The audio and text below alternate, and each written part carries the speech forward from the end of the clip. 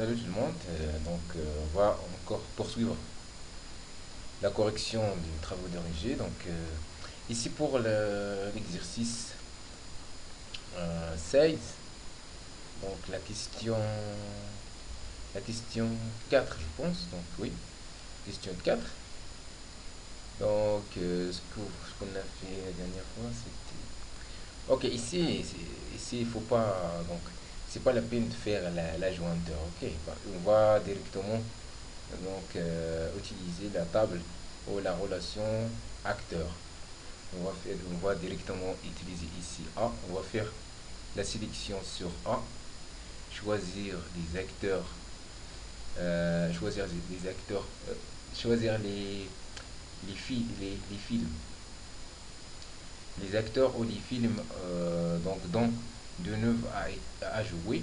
Donc, comme ça. Donc, c'est ça la première.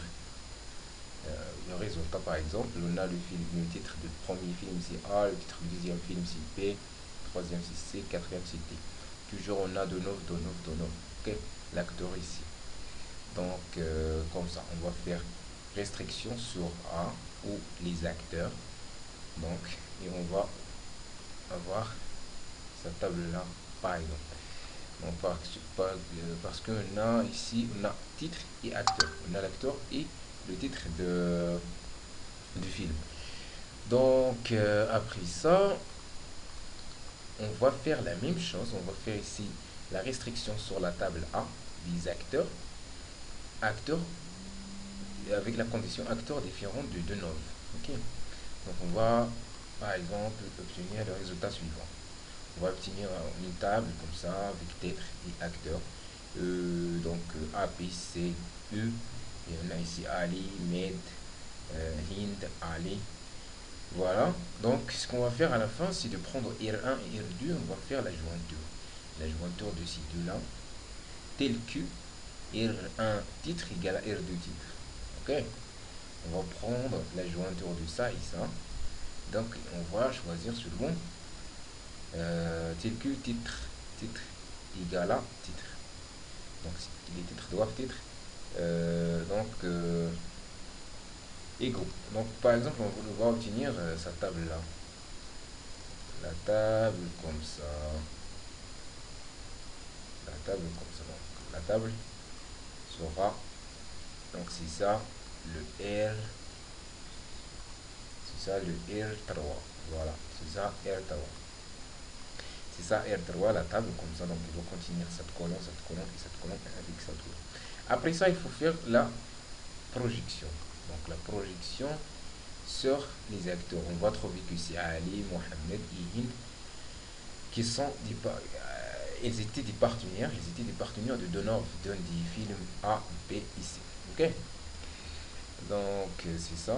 Pour le suivant, on a dit qu'il faut seulement faire la restriction à il faut que l'acteur égale à le réalisateur. On va passer vers un autre exercice. Je pense que c'est... On va voir. Je pense... Oui, c'est l'exercice 16. L'exercice 16. L'exercice 16... Non, c'est pas 16. C'est 15. L'exercice 15.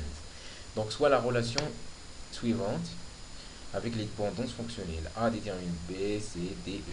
Et C détermine E, et E et C détermine le B. La première question, c'est de donner les tuples correspondant à la relation. Donc, il faut essayer ici de respecter les dépendances. Donc, ici, ça doit être unique. Si vous voulez.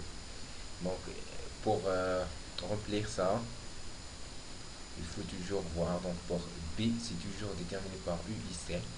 Donc il faut essayer de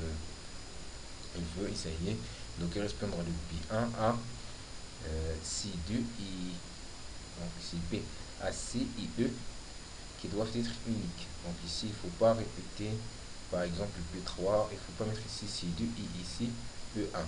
Donc parce que c'est déjà E1 et C2 déterminent le B1. Donc il faut essayer de respecter ces dépendances fonctionnelles là. Donc si par exemple C et D détermine le E. Le E1 ici il faut que 2, C2 et D4, ces deux-là déterminent le E1. Donc ici, il faut prendre C2 et il faut changer le D. Le D4 avec D1 par exemple, il faut changer.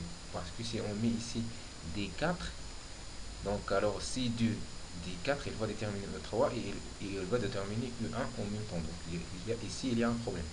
Donc il faut toujours respecter les dépendances fonctionnelles. Donc ici, il faut toujours voir dans cette partie et dans cette partie. Parce qu'on a U et B. Ils sont déterminés par ça et ça. Donc pour le A détermine ça, c'est simple. Donc, parce que le A détermine tout ça. Donc le A2 détermine tout ça. Le A3 détermine tout ça. Et ainsi de suite. Donc on va passer vers notre question. Indiquer les clés candidats de la relation. Pour les clés candidates, ici, la clé candidate, il faut prendre ça. Parce que la clé, elle doit déterminer toutes les autres attributs. Donc ici, la seule dépendance fonctionnelle où un clé détermine les autres attributs, c'est ça. Donc il faut prendre le A. C'est ça le clé candidate. Après ça, troisième question, c'est citer les anomalies et les redondances qui se trouvent dans la relation R. Décomposer la relation afin de supprimer les anomalies. Donc pour ça, vérifiez que la je pense que vous n'avez pas fait la théorème de vide. Moi aussi, j'ai pas fait. Donc je me rappelle, on n'a pas fait ça. Donc si vous voulez, vous pouvez chercher sur le net, sur le web et trouver la réponse à ça.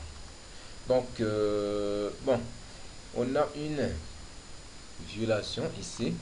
Donc on va chercher les anomalies.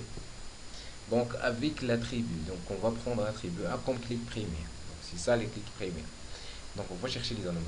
On a une violation de troisième forme normale. Pourquoi? Parce que on a CD détermine le E, ça CD détermine le E. Donc une partie non clé détermine une autre partie non clé. Et ici c'est la même chose. UC détermine B. Une partie non clé détermine une autre partie non clé. Ok? Donc c'est ça le problème. Donc il faut éliminer E et B. Donc pour éliminer E et B, voilà, c'est comme vous voyez ici, on va éliminer E et B ici. Donc on a R1, R c'est A, c'est D. Après ça, R1 c'est D, U. Et R2 c'est U, C, B. C'est ça le clé primaire de ça, le clé primaire, le clé primaire. C'est à la décomposition en tout cas. Donc merci pour votre temps. Je vous souhaite de bon courage. Donc j'ai essayé de simplifier les choses, de faire ça. Donc le minimum que je peux, donc c'est ça, c'est de faire ça.